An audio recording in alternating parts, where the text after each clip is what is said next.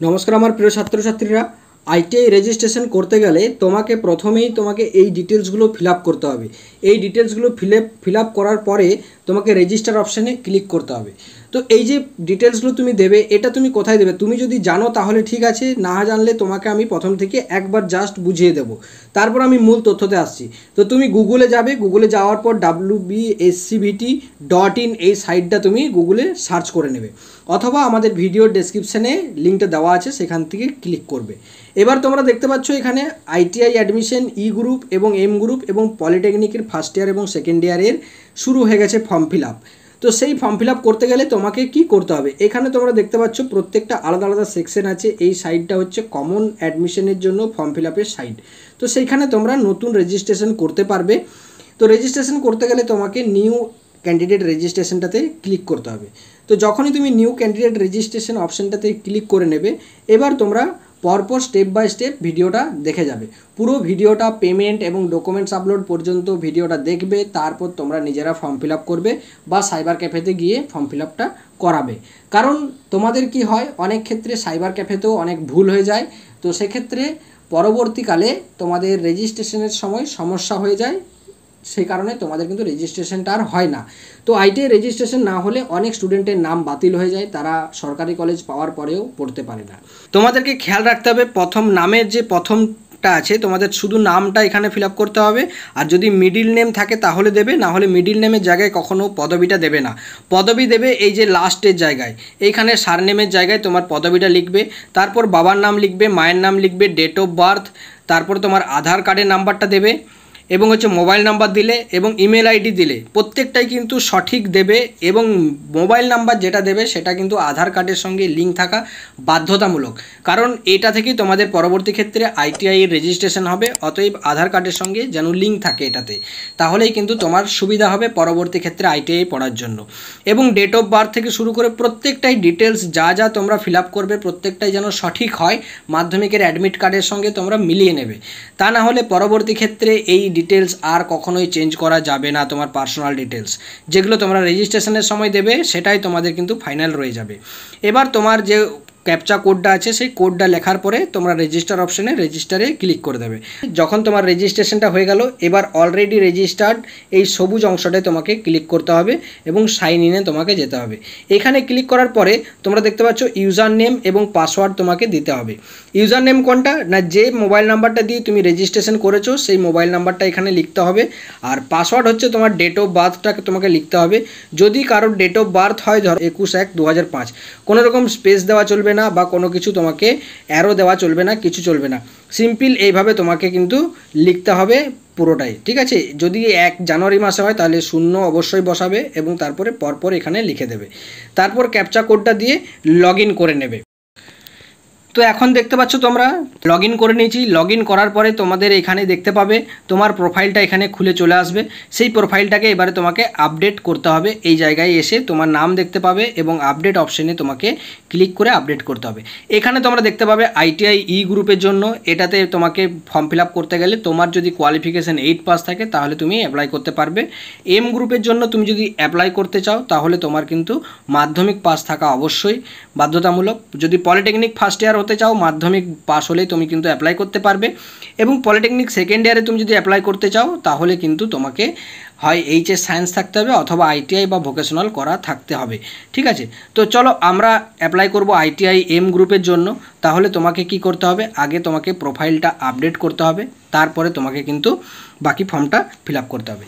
এখানে দেখো নাম দেওয়া আছে, বাবার নাম দেওয়া আছে, মায়ের নাম দেওয়া আছে, প্রত্যেকটাই কিন্তু খুব ভালোভাবে তোমাকে দিতে হবে, না হলে কিন্তু তুমি কিন্তু তোমার কিন্তু ফর্ম তোমার ক্যান্সেল হতে পারে এবং পরবর্তী ক্ষেত্রে তুমি প্রবলেমে পড়তে পারো।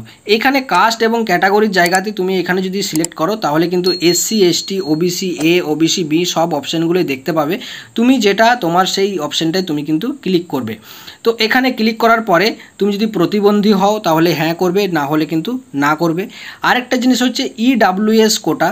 ইডাব্লিউএস কোটা বলতে ইকোনমিক্যাল উইকার সেকশন, তোমার যদি সার্টিফিকেট থাকে তবেই তুমি হ্যাঁ করবে, না হলে কিন্তু তুমি না করবে।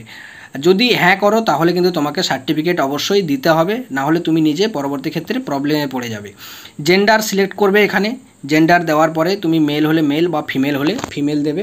এবার হায়েস্ট কোয়ালিফিকেশান তোমার, যে হায়েস্ট কোয়ালিফিকেশান তোমার সর্বোচ্চ শিক্ষাগত যোগ্যতা কত সেটা তুমি এখানে দেবে। হায়েস্ট শিক্ষাগত যোগ্যতা যেটা আছে তুমি এখানে ক্লাস 8 পাস থেকে শুরু করে ক্লাস 8, মাধ্যমিক, এইচএস, ডিপ্লোমা, গ্র্যাজুয়েট সব কিছুই এখানে তুমি দেখতে পাবে। তোমার যেটা তুমি সেটাই এখানে শো করবে, যেহেতু স্টুডেন্টটা যার ফর্ম ফিল আপ চলছে তার এইচএস পাস, সেই জন্য হায়েস্ট কোয়ালিফিকেশান এইচএস দেওয়া হয়েছে। এবার হচ্ছে যে অ্যাড্রেস, ভিলেজ থেকে শুরু করে স্টেট, ডিস্ট্রিক্ট সব কিছু, মহকুমার, পোস্ট অফিস বা পুলিশ স্টেশন, পিনকোড সব কিছু তুমি এখানে তোমার যেটা তোমার নিজের সেটা তুমি কি এখানে দিয়ে দেবে। এবং আরেকটা এখানে আছে willing to avail vocational or PBSSD quota. যদি তোমার ভোকেশনাল করা থাকে বা পিবিএসএসডি করা থাকে তাহলে তুমি হ্যাঁ করবে, না হলে তুমি কিন্তু অবশ্যই না করবে, কারণ তোমার সেক্ষেত্রে সার্টিফিকেট তোমাকে কিন্তু দিতে হবে। যদি সার্টিফিকেট না থাকে তাহলে কিন্তু তুমি না করবে। এবার হচ্ছে আরেকটা যেখানে অপশান আছে, যদি ডবল পেমেন্ট হয়ে যায়, যদি ধরো তুমি পেমেন্ট করলে, পেমেন্ট করার পরে তোমার টাকা কেটে নিয়েছে, তোমাকে আরেকবার পেমেন্ট করতে বলবে, সেক্ষেত্রে তুমি যখন আরেকবার পেমেন্ট করার পরে টাকাটা সাকসেসফুল তোমার পেমেন্ট হয়েছে, কিন্তু আগের পেমেন্টটা তোমার রিফান্ড হবে।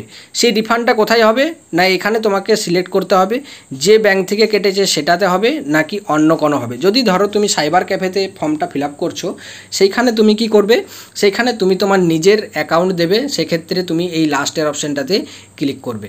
আর যদি তোমার তুমি যদি ফর্ম ফিল আপ করো নিজের অ্যাকাউন্ট থেকে টাকাটা কাটাও, তাহলে তুমি সেক্ষেত্রে প্রথমের অপশানটাতে ক্লিক করবে। তো সেখানে লেখা আছে টু দ্য সেম অ্যাকাউন্ট, যে অ্যাকাউন্ট থেকে টাকাটা কাটানো হচ্ছে সেই অ্যাকাউন্টেই টাকাটা রিফান্ড আসবে। এবার এই অপশানটাকে তুমি সেভ করে দিলে, সেভ করার পরে তোমার এখানে দেখতে পাচ্ছ এখানে সাকসেস লেখাটা উঠে গেল, রেকর্ড আপডেটেড। তো এবার হচ্ছে তুমি যে অ্যাপ্লাই করবে, সেখানে তোমার অ্যাপ্লাই করার জায়গা হচ্ছে এম গ্রুপের জায়গাতে। এই এম গ্রুপে তুমি কিন্তু অ্যাপ্লাই করবে, কন্টিনিউ অপশানে তোমাকে ক্লিক করতে হবে। এবং যে প্রসেসগুলো দেখতে পাচ্ছ, ডকুমেন্ট স্ট্যাটাস পেন্ডিং আছে, payment status pending, verification status সব কিছু কিন্তু এখনও পর্যন্ত পেন্ডিং আছে। তো আমরা এখানে ক্লিক করে নেব কন্টিনিউ অপশানে। কন্টিনিউ অপশানে ক্লিক করার পরে তোমরা দেখতে পাচ্ছ তোমরা এখানে সমস্ত কিছু ডিটেলসগুলো দেখতে পাচ্ছ, সব ডিটেলস কত কি নাম্বার পেয়েছে সব কিছু ফিল আপ করা হয়েছে।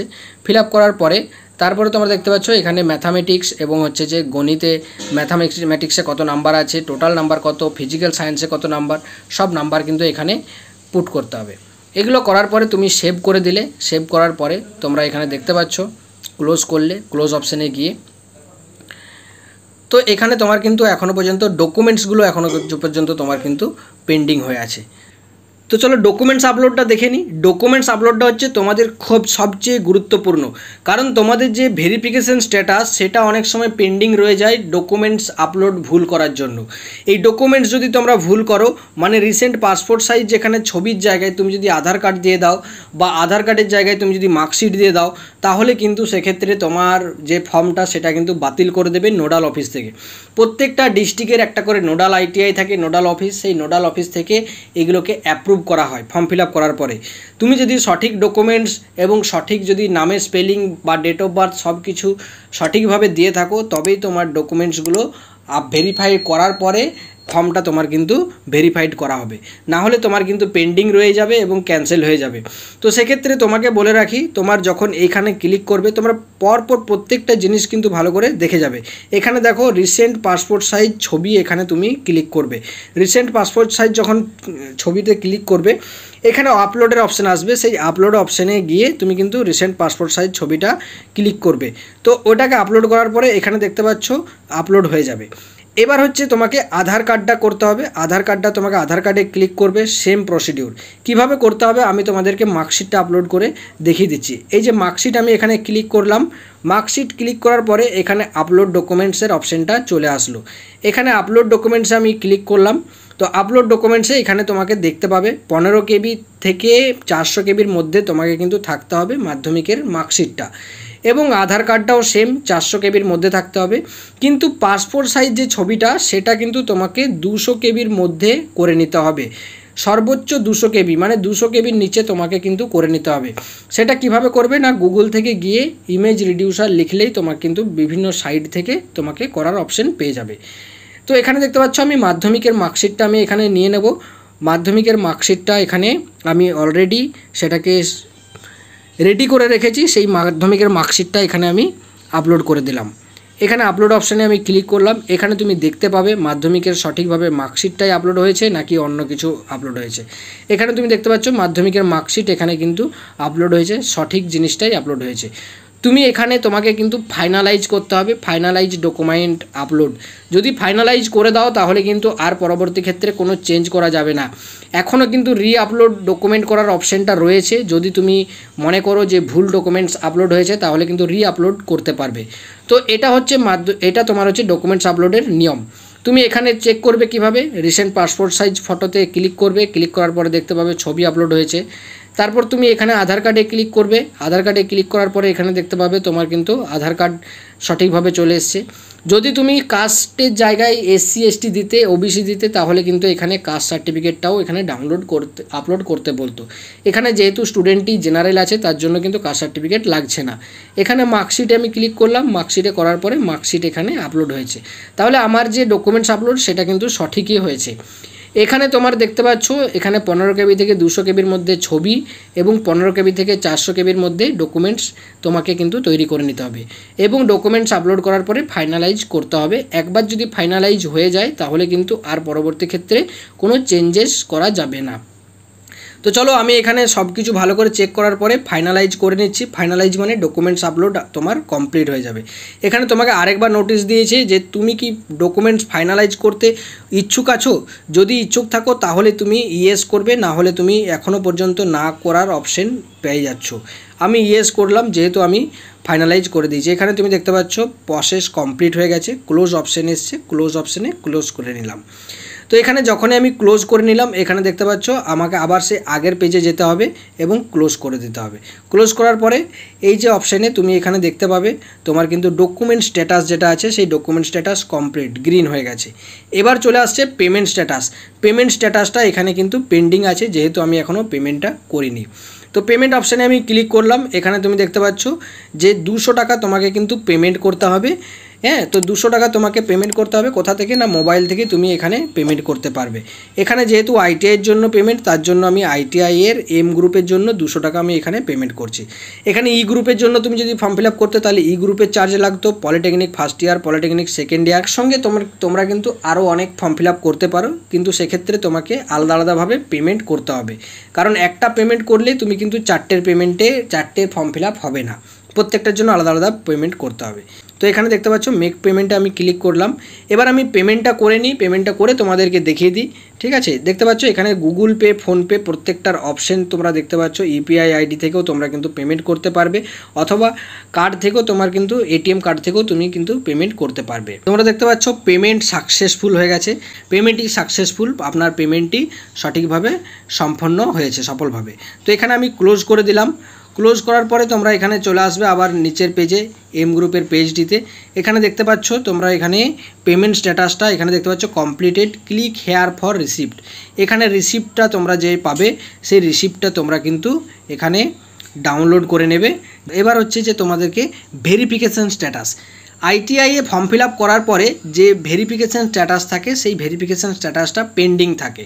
এটা কতদিন থাকবে না, 2 থেকে 3 দিন তোমার পেন্ডিং থাকবে। তারপর নোডাল ITI থেকে অ্যাপ্রুভ করার পরেই তোমার কিন্তু ভেরিফিকেশান স্ট্যাটাসটা সাকসেসফুল হয়ে যাবে এবং ভেরিফাইড লেখা উঠে যাবে। এখানে লেখা উঠে যাবে ভেরিফাইড এবং হচ্ছে যে গ্রিন কালার হয়ে যাবে।